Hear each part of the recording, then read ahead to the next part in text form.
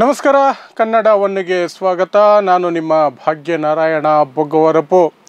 ಕಂಗನಾ ರನೌತ್ ಹಿಮಾಚಲ ಪ್ರದೇಶದ ಮಂಡಿ ಲೋಕಸಭಾ ಕ್ಷೇತ್ರದಿಂದ MP ಆಗಿರುವಂತಹ ಕಂಗನಾ ರನೌತ್ ಅವರಿಗೆ ಸಾಕಷ್ಟು ಮೋಸ ಆಗಿದೆ. ಅದು ಸಹ ನೇರ ನರೇಂದ್ರ ಮೋದಿ ಮತ್ತು BJPಯಿಂದನೇ ಆಗಿದೆ. ಅವರು ಕೊಟ್ಟ ಮಾತಿನಂತೆ ನಡೆದುಕೊಂಡಿಲ್ಲ. ಈಗ ಪಾಪ ಕಂಗನಾ ರನೌತ್ ಅವರು ಅದರಿಂದ ಸಾಕಷ್ಟು ಸಂಕಷ್ಟ ಅನುಭವಿಸ್ತಿದ್ದಾರೆ, ಸಾಕಷ್ಟು ಇಕ್ಕಟ್ಟಿನ ಪರಿಸ್ಥಿತಿಗೆ ಹೋಗ್ಬಿಟ್ಟಿದ್ದಾರೆ. ಅವರಿಗೆ ಹೇಗೆ ಇದರಿಂದ ಹೊರಗೆ ಬರಬೇಕು, ಏನು ಮಾಡಬೇಕು ಅಂತಲೇ ಗೊತ್ತಾಗ್ತಿಲ್ಲ. ಅಷ್ಟು ದೊಡ್ಡ ಮಹಾ ಮೋಸವನ್ನು ನರೇಂದ್ರ ಮೋದಿ ಮತ್ತು BJP ಮಾಡಿದೆ. ಆ ಮೋಸ ಏನು ಅನ್ನೋದನ್ನು ಹೇಳ್ತೀನಿ.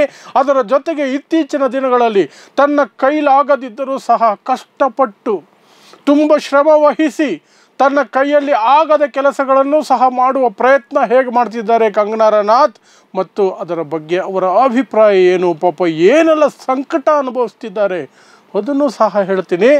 ಕೊನೆಯಲ್ಲಿ ಹೇಳ್ತೀನಿ ಈ ದೇಶ ಎಂತೆಂಥವರ ಕೈಯಲ್ಲಿ ಹೇಗೆಲ್ಲ ನಲುಗ್ತಾ ಇದೆ ಅನ್ನೋದನ್ನು ಆಮೇಲೆ ವಿವರಿಸುವಂತಹ ಪ್ರಯತ್ನವನ್ನು ಮಾಡ್ತೀನಿ. ಮೊದಲಿಗೆ ಕಂಗನಾ ರನೌತ್ಗೆ ಮೋದಿ ಆ್ಯಂಡ್ ಟೀಮ್ BJP ಮಾಡಿರುವಂತಹ ಮಹಾ ಮೋಸದ ಬಗ್ಗೆ ಹೇಳಲೇಬೇಕು. ಇಲ್ಲ ಅಂದರೆ ಕಂಗನಾ ರನೌತ್ ಅವರ ಕಣ್ಣೀರನ್ನು ಒರೆಸಿಲ್ಲ ಅಂದರೆ ನಾವು ಯಾರೂ ಕೂಡ ಭಾರತೀಯರಾಗಿರೋದಕ್ಕೆ ಲಾಯಕ್ಕೆ ಇಲ್ಲ. ಕಂಗನಾ ರನೌತ್ ಮೊನ್ನೆ ಟೈಮ್ಸ್ ನವಲ್ಲಿ ಕೂತ್ಕೊಂಡು ಒಂದು ಇಂಟರ್ವ್ಯೂಲ್ಲಿ ಮಾತಾಡ್ತಿರ್ಬೇಕಾದ್ರೆ ಒಳಗಿದ್ದಂತಹ ನೋವು ದುಃಖ ಎಲ್ಲವನ್ನು ಹೊರಗೆ ಹಾಕಿದ್ರು. ಮತ್ತು ಮೋದಿ ಆ್ಯಂಡ್ ಟೀಮ್ BJP ಅವರು ಮಾಡಿದ ಮೋಸ, ಹೇಳಿದ ಸುಳ್ಳನ್ನು ಸಹ ಹೊರಗೆ ಹಾಕಿದ್ರು. ಏನು ಗೊತ್ತಾ ಅವರು ಹೇಳಿದ್ದು ಸುಳ್ಳು? ಮೇಡಮ್, ವರ್ಷಕ್ಕೆ ಬರೀ 70 ದಿನ ಮಾತ್ರ ಕೆಲಸ ಇರುತ್ತೆ, ಅದು ಪಾರ್ಲಿಮೆಂಟ್ ಇದ್ದರೆ ಮಾತ್ರ, ಮಿಕ್ಕಿದ ದಿನ ನೀವು ಲೈಫ್ನ ಎಂಜಾಯ್ ಮಾಡ್ಕೊಂಡಿರಿ ಅಂತ ಹೇಳಿದ್ರು. ಈಗ ನೋಡಿದ್ರೆ 24 ಗಂಟೆ ಏನೋ ಒಂದು ಕೆಲಸ ಬರ್ತಾನೆ ಇರುತ್ತೆ. MP ಅನ್ನೋ ಒಂದು ಕಾರಣಕ್ಕೆ ನನ್ನ ಹತ್ರ ಎಷ್ಟೊಂದು ಜನ ಏನೇನು ತೊಗೊಂಡು ಬರ್ತಾರೆ, ದೂರುಗಳಂತೆ, ಏನೇನೋ ಮನವಿಗಳಂತೆ. ಅವನ್ನೆಲ್ಲ ಏನು ಮಾಡೋದು, ನನ್ನ ಕೈಯಲ್ಲಿ ಆಗಲ್ಲ. ಅವರು ನನಗೆ 70 ದಿನ ಮಾತ್ರ ವರ್ಷಕ್ಕೆ ಕೆಲಸ ಅಂತ ಹೇಳಿದರು. ಈಗ ನೋಡಿದ್ರೆ ಇಡೀ ವರ್ಷ ಕೆಲಸ ಮಾಡಿಸ್ತವ್ರೆ. ನೋಡಿ ಎಂಥ ಮೋಸ BJP ನರೇಂದ್ರ ಮೋದಿ ಟೀಮ್ ಮಾಡಿರುವಂಥದ್ದು. ಇಂತಹ ಮೋಸ ಒಂದು ಹೆಣ್ಮಗಳಿಗೆ ಮಾಡ್ಬೋದಾ? ಅದು ಯಾಕಚ್ಚಿತ್ತು ಒಂದು MP ಸ್ಥಾನಕ್ಕೆ. ಸುಮ್ಮನೆ ಆಯಮ್ಮ ಮೇಕಪ್ ಮಾಡಿಕೊಂಡು ಯಾವುದೋ ಧರ್ಮದ್ವೇಷದ ಸಿನಿಮಾಗಳು ತಗೊಂಡು ಹೇಗೋ ನಿಭಾಯಿಸ್ಕೊಂಡು ಹೋಗ್ತಿದ್ರು ಜೀವನಾನ. ಅವ್ರಿಗೆ ನೀನು MP ಆಗು, ಬರೀ 70 ದಿನ ಕೆಲಸ ಮಾಡು ಅಂತೆಲ್ಲ ನಂಬಿಸಿ ದ್ರೋಹ ಮಾಡೋದಿದೆಯಲ್ಲ, ಅದನ್ನು ಯಾವತ್ತೂ ಈ ದೇಶ ಕ್ಷಮಿಸಬಾರ್ದು. ಹಾಗಾಗಿ ಕಂಗನಾ ರನೌತ್ ಈಗ ತುಂಬ ಸಂಕಷ್ಟದಲ್ಲಿದ್ದಾರೆ, ತುಂಬ ನೋವಿನಲ್ಲಿದ್ದಾರೆ. 70 ದಿನ ಅಂತ ಹೇಳಿ ಇಡೀ ವರ್ಷ ಕೆಲಸ ಮಾಡಿಸ್ತಿದ್ದಾರೆ. ಎಂಥ ರೋದನೆ, ಎಂಥ ನೋವಿನ ಸಂಗತಿ ನೋಡಿ. ಆ ನಂತರ ಇದೇನು ಹೊಸದಲ್ಲ ಅವರು ದುಃಖ ತೋಡ್ಕೊಳ್ತಿರೋದು.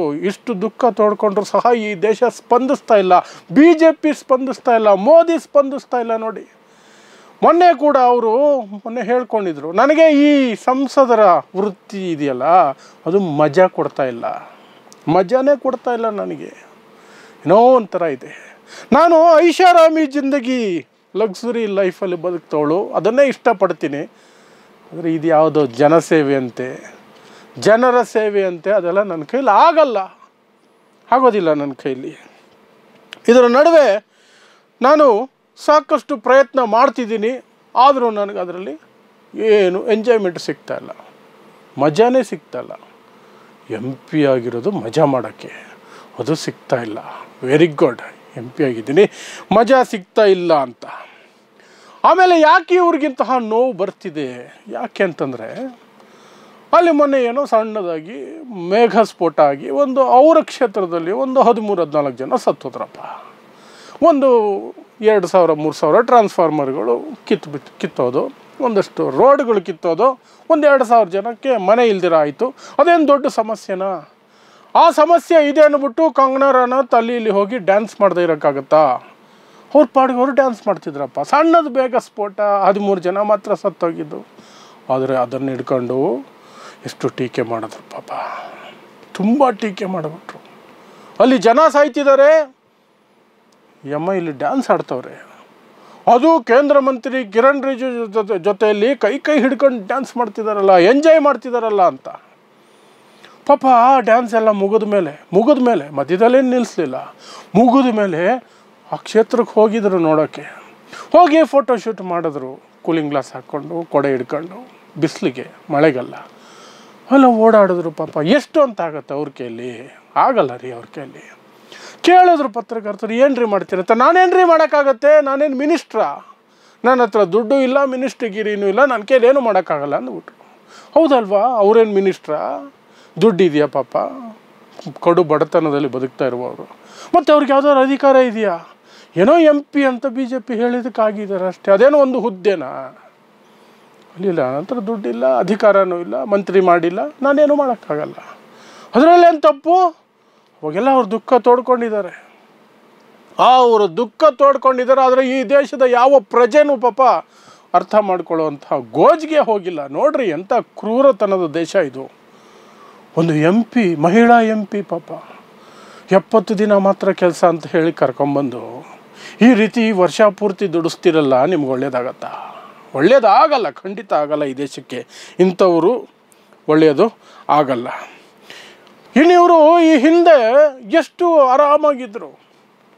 ಏನೋ ಒಂದಷ್ಟು ಮೋದಿಗೆ ಬಕೆಟ್ ಹಿಡ್ಕೊಂಡು, ಮೋದಿಯನ್ನು ದೇವರು ಅಂತ ಹೊಗಳ್ಕೊಂಡು, ರೈತರ ಪ್ರತಿಭಟನೆ ಮಾಡಿದ್ರೆ ಅವರನ್ನು ಉಗ್ರವಾದಿಗಳು, ಪೇಮೆಂಟ್ ಗಿರಾಕಿಗಳು, 50 ರೂಪಾಯಿಗೆ ಬರ್ತಾರೆ, 100 ರೂಪಾಯಿಗೆ ಬರ್ತಾರೆ ಅಂತ ಮಹಿಳೆಯರನ್ನೆಲ್ಲ ಕಿಂಡಲ್ ಮಾಡ್ಕೊಂಡು ಏನೋ ಮಾಡ್ಕೊಂಡಿದ್ರು. ಅದು ಮಹಾಪರಾಧ ಅಂತ ಏರ್ಪೋರ್ಟಲ್ಲಿ ರೈತರ ಮಗಳು ಒಬ್ಬರು ಸಿಬ್ಬಂದಿ ಅಂತೆ, ರಕ್ಷಣಾ ಸಿಬ್ಬಂದಿ ಕಪಾಳಕ್ಕೆ ಬಾರಿಸ್ಬಿಟ್ರು. ಅದಂತಹ ದೌರ್ಜನ್ಯ ನೋಡಿ ಪಾಪ ಈಕೆ ಮೇಲೆ, ಎಂತಹ ದೌರ್ಜನ್ಯ ಈಕೆ ಮೇಲೆ ಆಗಿತ್ತು. ಅಂಥವೆಲ್ಲ ಸಹಿಸ್ಕೊಂಡು ಸಹ ಆಕೆ ಸುಮ್ಮನಿದ್ದಾರೆ. 70 ದಿನ ಅಂತ ಹೇಳಿ 360 ದಿನ ಕೆಲಸ ಮಾಡ್ತಿದ್ರು, ಸುಮ್ಮನಿದ್ದಾರೆ. ದಿನ ಬೆಳಗಾದ್ರೆ ಅರ್ಜಿಗಳು ತಗೊಂಬಂದು ಮನವಿಗಳು ಕೊಡ್ತಾಯಿದ್ರು, ಸುಮ್ಮನಿದ್ದಾರೆ. ಏನೆಲ್ಲ ಗೋಳು ಕೊಡ್ತಾ ಇದ್ದಾರೆ, ಆದರೂ ಸುಮ್ಮನಿದ್ದಾರೆ. ಈ BJP ನರೇಂದ್ರ ಮೋದಿ ದ್ರೋಹ ಮಾಡಿದಾರಲ್ಲ ಕಂಗನಾ ರನೌತ್ಗೆ, ಅಬ್ಬಬ್ಬಬ್ಬ, ಈ ದ್ರೋಹಕ್ಕೆ ನಾವು ನಿಜವಾಗ್ಲೂ ಸಹ ಇಡೀ ದೇಶದವರು ತಲೆ ಬಗ್ಗಿಸಿ ನಿಲ್ಲಬೇಕು. ಖಂಡಿತ ತಲೆ ಬಗ್ಗಿಸಿ ನಿಲ್ಲಬೇಕು. ಯಾಕೆಂದರೆ ಇಂತಹ ಅಯೋಗ್ಯರನ್ನು, ಮೂರ್ಖರನ್ನು, ಕೆಲಸಕ್ಕೆ ಬಾರದವರನ್ನು ನಾವು ವೋಟ್ ಹಾಕಿ ಗೆಲ್ಲಿಸ್ತೀವಲ್ಲ, ಅದಕ್ಕೆ ತಲೆ ಬಗ್ಗಿಸಿ ನಿಲ್ಲಬೇಕು. ಅದರ ಜೊತೆಗೆ BJP ಅನ್ನುವಂತಹ ಕುತಂತ್ರದ ಪಾರ್ಟಿ ಇದೆಯಲ್ಲ, ಕೋಮುದ್ವೇಷದಲ್ಲೇ ಅಧಿಕಾರಕ್ಕೆ ಬರುವ ಪಾರ್ಟಿ ಇದೆಯಲ್ಲ, ಅದು ವೋಟ್ ತರಬೇಕು ಅಷ್ಟೇ. ಅವರು ಯಾರೇ ಆಗಿರಲಿ ತಂದು ನಿಲ್ಲಿಸ್ಬಿಡೋದು.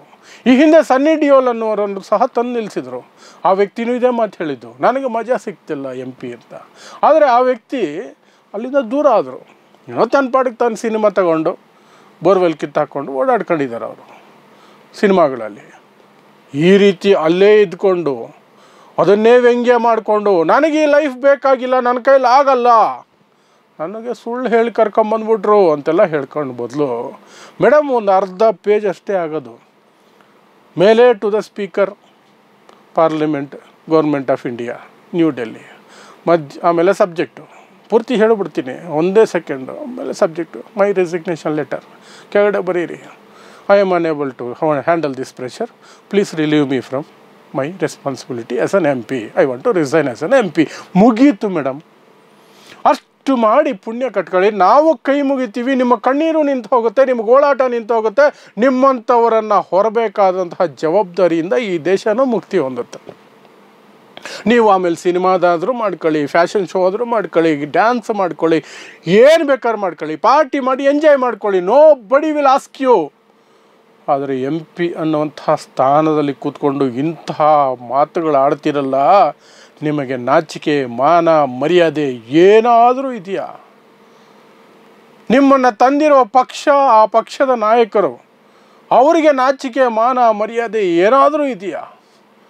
70 ಗಂಟೆ ಬಂದರೆ ಸಾಕು, ಸುಮ್ಮನೆ ಬಂದ್ಬಿಡಿ, ಟಿಕೆಟ್ ಕೊಡ್ತೀವಿ ಅಂತ ಹೇಳಿ ಕರ್ಕೊಂಬಂದ್ರಂತೆ.